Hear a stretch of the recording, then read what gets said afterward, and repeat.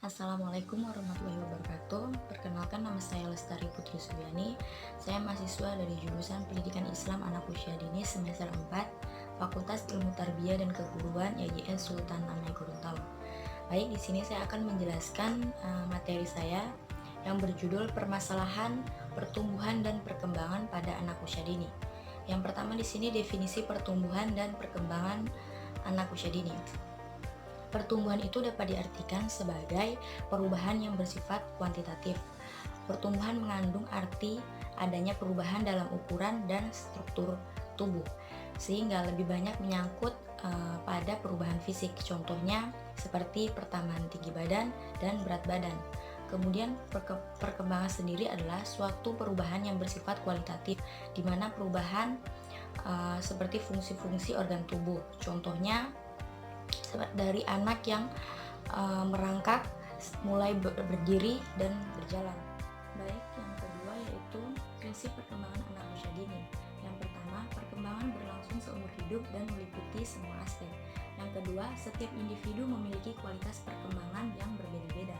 Sedangkan yang ketiga, perkembangan secara relatif beraturan mengikuti pola-pola tertentu. Kemudian yang keempat, perkembangan berlangsung secara berangsur-angsur dan sedikit demi sedikit. Yang kelima, perkembangan berlangsung dari kemampuan yang bersifat umum menuju yang lebih khusus, mengikuti proses diferensiasi dan integrasi.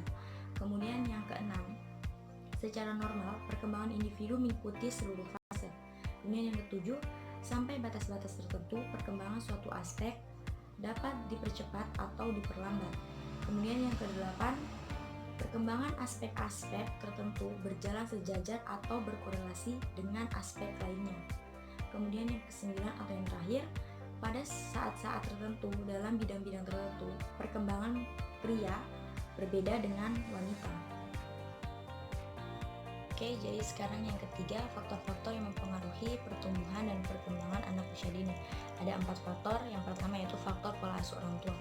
Jadi di sini faktor pola asuh orang tua sangat mempengaruhi pertumbuhan perkembangan anak.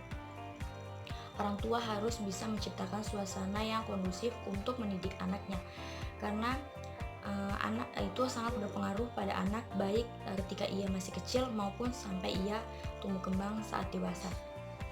Kemudian sifat dasar genetik anak.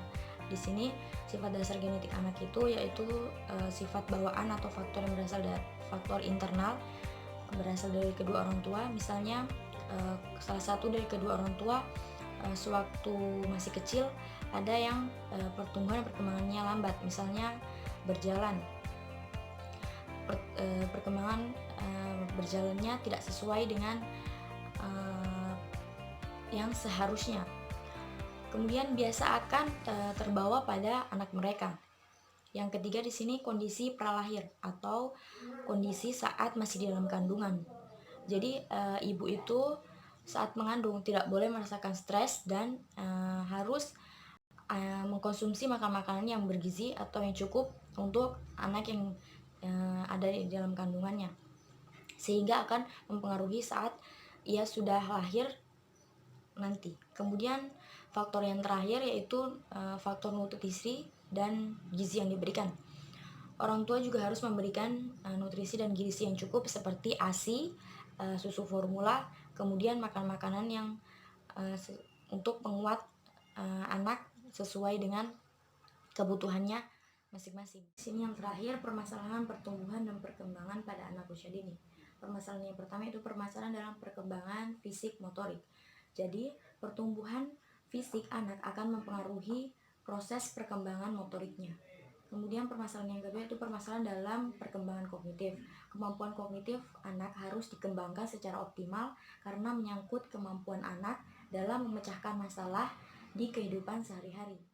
Sampaikan, lebih dan kurangnya saya mohon maaf. Wassalamualaikum warahmatullahi wabarakatuh.